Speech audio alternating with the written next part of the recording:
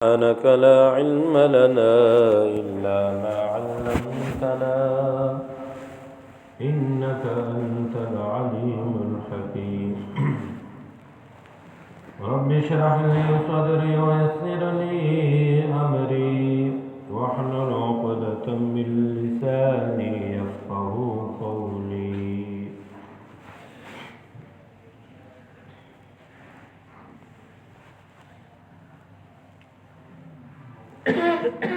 میرے واجب الاحترام عزیز دوستوں بزرگوں بھائیوں، میں نے اب حضرات کے سامنے ایک مضمون شروع کیا تھا کہ زہد کسے کہتے ہیں، زاہدین کی نشانی کیا ہے، اور اگر ایک بندہ زاہد بننا چاہتا ہے تو کون سے اعمال ایسے ہیں اگر وہ انہیں اپنائے تو وہ زاہدین کی صف میں آ جائے گا۔ اس پہ تو کافی عرصے سے بات چل رہی تھی، اشارتاً باتیں بتانے کی کوشش کروں گا۔ اللہ تعالیٰ سے دعا ہے کہ اللہ تعالیٰ مجھے صحیح بات کہنے کی اور پھر ہم سب کو اس پر عمل کرنے کی توفیق نصیب فرمائے۔ میرے دوستو، زہد کہتے ہیں دنیا کو حقیر سمجھنا، آسان الفاظ میں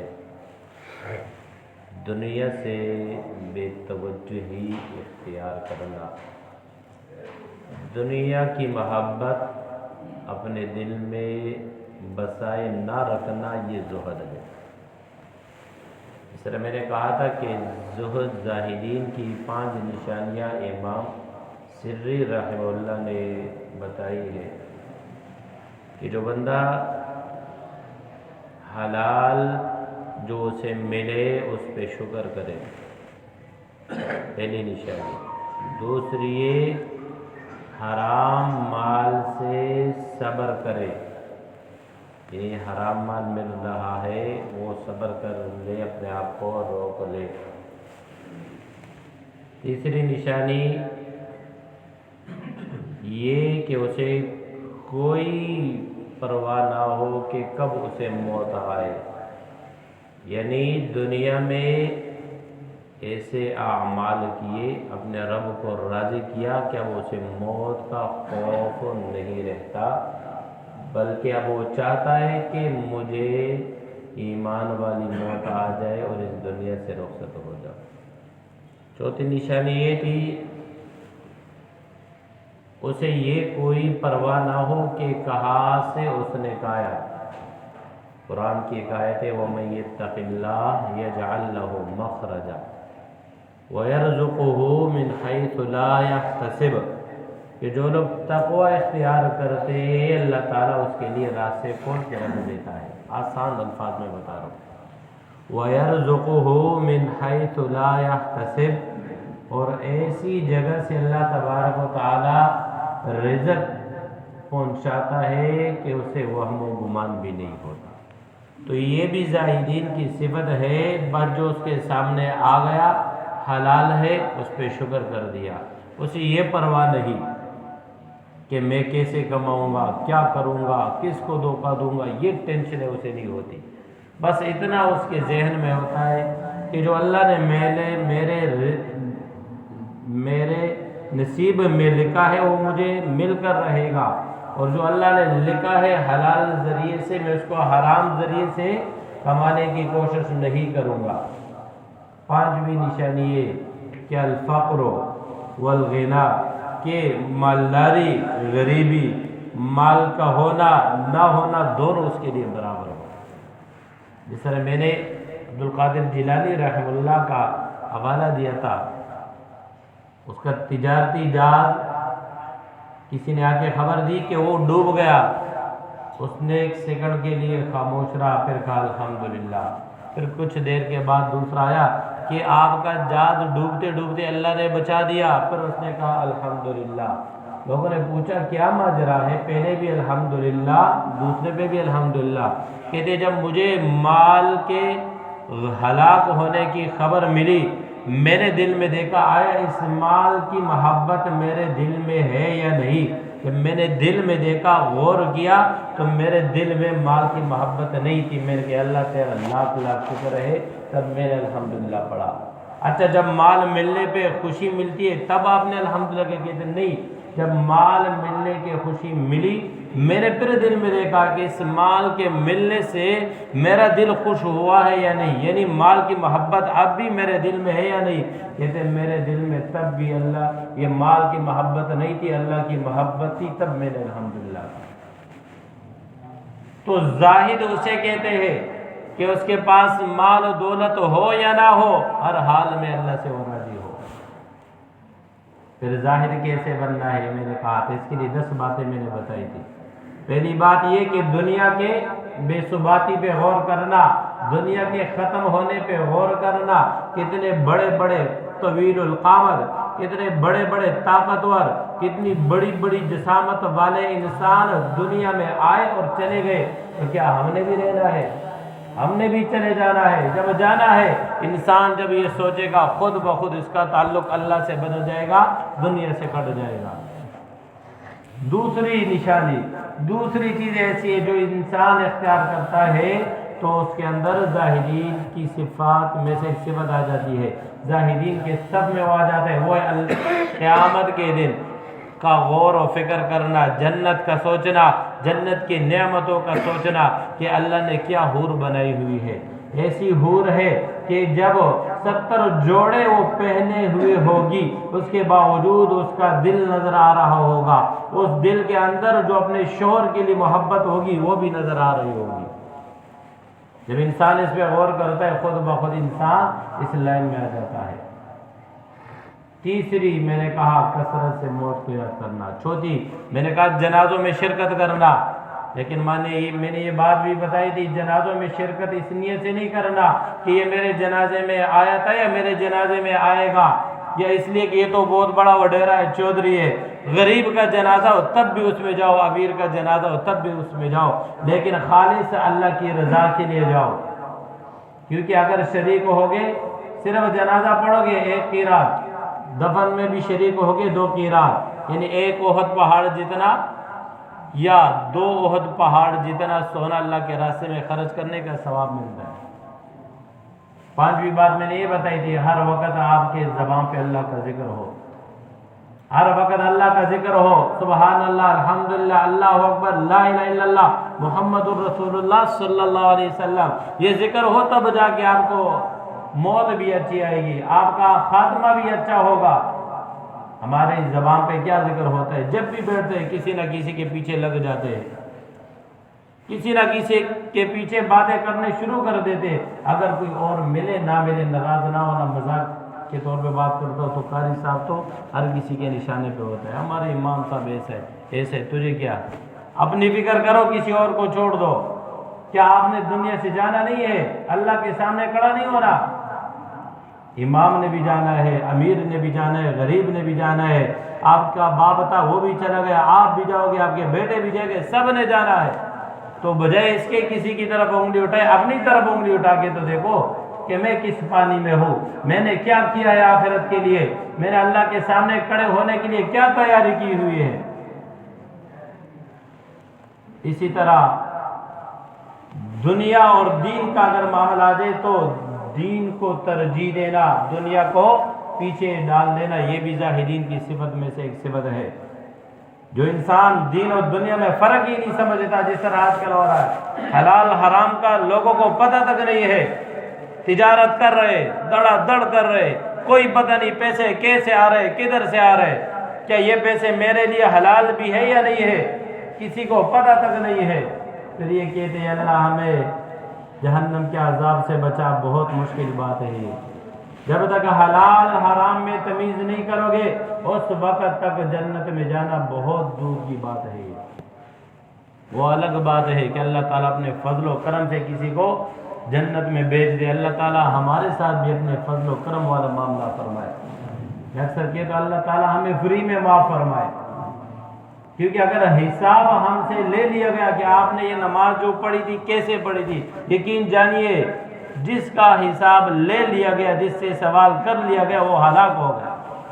اللہ اپنے سوال سے ہم سب کو محفوظ فرمائے۔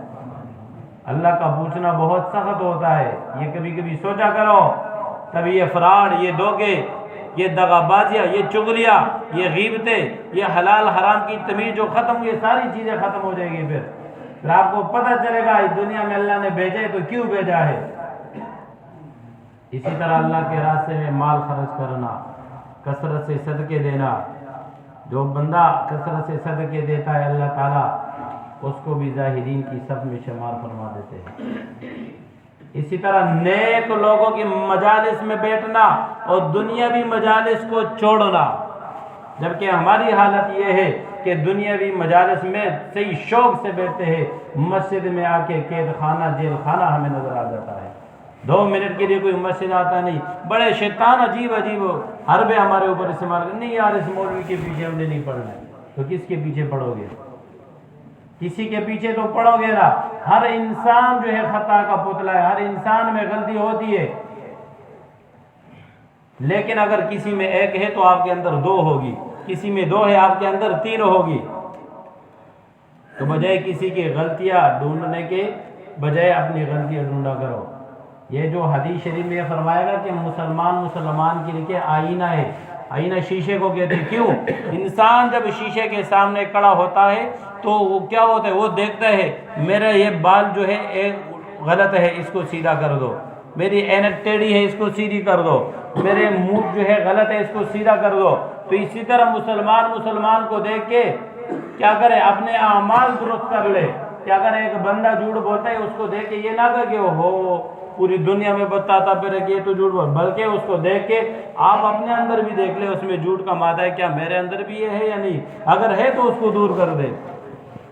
ایک آدمی حرام کھاتا ہے تو آپ بھی کیا کریں، اس کو دیکھ کے اپنے زندگی پہ سوچے کہ کیا میں بھی حرام یا حلال کا فرق کرتا ہوں یا نہیں کرتا ہوں۔ کوئی بھی آج کل نہیں کرتا ہے، اور یہ بہت ہی خطرے کی بات ہے۔ تو نیک مجالس میں بیٹھنا، دنیاوی مجالس کو چھوڑنا، اس سے آپ کے اندر زہد والی صفت آئے گی۔ مثال کے طور پر یہاں پہ اگر ایک پروگرام ہو جائے، ایک مولانا صاحب کو بلائے جائے، ادھر بیٹھ جائے، 20 منٹ کوئی بیٹھے گا، ہر کوئی گھڑی کو دیکھے گا، ہو یار ہم 20 منٹ بیٹھ گئے، یہ مولوی صاحب تو لگے بات تو یہاں تک کہتے ہیں یار یہ باتیں ہم نے بہت سنی ہے۔ صرف سننے کی بات نہیں، اگر آپ نے بہت سنی، کیا آپ نے عمل بھی کیا ہے یا نہیں؟ جب ادھر بات آتی ہے تو ہر آدمی فیر ہو جاتا ہے۔ پھر تو جدھر نیک مجالس ہوتی ہے ادھر جایا کرو، اس میں یہ ہوتا ہے کم از کم آپ کا خاتمہ بالایمان ہو جائے گا، اللہ آپ کو موت جو ہے اچھی موت دے گا۔ اور اچھی موت پھر کیا ہوتی ہے، جس کو کلمہ شہادت نصیب ہو جائے۔ اسی طرح 9 نمبر صفت ہے کہ ایسی ہے کہ کم کانا، کم مذاق کرنا، کم سونا۔ یہ چیز ایسی ہے جتنا آپ کھاؤ گے اتنا ہی آپ کی آنکھیں نہیں کھلے گی۔ انسان جتنا کھاتا ہے اتنی اس کو نیند آتی ہے، پھر صبح پھر اتنی لمبی راتوں میں بھی وہ صبح کی جماعت میں شریک نہیں ہو سکتا۔ ہر ٹائم مذاق کرنا، اس سے انسان کے چہرے سے نور ختم ہو جاتا ہے۔ ہر ٹائم مذاق بھی نہیں کرتے، ہر ٹائم سوئے رہو گے، کب تک سوئے رہو گے؟ یہ ایسی نہیں کہ آپ سوئے رہے، نماز نہیں پڑھی، آپ پہ موت ہے کہ ہمیشہ کے لیے چلے گئے، یہ بہت خطرے کی بات ہے۔ تو یہ صفت کہ کم کھانا، کم سونا، کم مذاق کرنا۔ لیکن ہماری مذاق بھی بڑی عجیب مذاق ہوتی ہے، یہ بھی عجیب مسئلہ ہے۔ ہم مذاق بھی ایسا کرتے ہیں کہ الٹی سیدھی باتیں کرتے ہیں، اس سے بھی حدیث شریف میں ممانعت آئی ہوئی ہے۔ حضور علیہ السلام نے مذاق کیا، مذاق بھی ایک حدیث شریف کا مفہوم ہے۔ ایک بوڑھی عورت کو حضور علیہ السلام نے فرمایا کہ بوڑھی عورت جنت میں نہیں جائے گی۔ ادھر سیٹ پہ بیٹھ کے غالباً رونے لگی یا خفا ہو گئی۔ حضور علیہ السلام نے فرمایا بوڑھی ہو کے نہیں جائے گی بلکہ جوان ہو کے جنت میں جائے گی۔ یہ مذاق ہے۔ ہمارا مذاق کیا ہوتا ہے؟ بعض ایسے مذاق ہوتے ہیں اگر میں الفاظ استعمال کروں آپ حیران ہو جاؤ گے۔ تو یہ 10 باتیں ایسی ہے جو انسان اس کو اپناتا ہے، اپنے اندر لاتا ہے، اللہ تعالیٰ اس کو زاہدین کی صفت میں، زاہدین کی صف میں اللہ تعالیٰ اس کا شمار فرما دیتے ہیں۔ اور یہ ساری چیزیں ایسی ہیں جو ہر انسان اگر کرنا چاہے کر سکتا ہے۔ یہ کوئی نہیں ہے یار یہ تو مولانا صاحب کرنا چاہے تو کرے گا، ہم نہیں کر سکتے، نہیں، یہ ایسی چیزیں ہیں۔ کیا موت کو کوئی یاد نہیں کر سکتا؟ ہر کوئی یاد کر سکتا ہے۔ کیا ذکر کوئی نہیں کر سکتا؟ ہر کوئی کر سکتا ہے۔ جنازوں میں کوئی شرکت نہیں کر سکتا؟ ہر کوئی کر سکتا ہے۔ 10 نمبر کیا ہے؟ سیرت النبی، حضور صلی اللہ علیہ وسلم کی سیرت کا مطالعہ کرنا، حضور علیہ السلام کی زندگی کو پڑھنا، صحابہ کی زندگی کو پڑھنا، اہل بیت کی زندگی کو پڑھنا۔ اور جو زاہدین ہے جنہوں نے دنیا میں رہ کر کروڑوں روپے اس کے سامنے تھے لیکن وہ دنیا اس کے لیے کچھ بھی نہیں، ایک اللہ کی طرف ان کی توجہ تھی، ان کے قصے کہانے پڑھنا اور اس کو اپنے اندر لاگو کرنا، اس سے آپ کے اندر یہ صفات آئے گی۔ یحییٰ بن معاذ رحمہ اللہ سے کسی نے سوال کیا کہ زاہدین کی صفات کیا ہے، تو اس نے 19 باتیں بتائی ہے۔ اگر ایک ایک پہ شروع ہو جاؤ نا، یقین جانی اس میں بھی مہینے گزر جائیں گے، لیکن شارٹ کٹ کر کے بتاتا ہوں۔ پہلے کیا کہ قوتہ ما وجدا، اس کی غذا وہ جو اسے مل جائے، یعنی ذخیرہ اندوزی کی فکر میں نہیں، آج یہ فلانی چیز مہنگی ہوگی، فلانی کیوں، یہ کہاں سے آتی ہے مہنگائی، میرے پاس کوئی اسٹاک ہے اس کو میں روک لیتا ہوں۔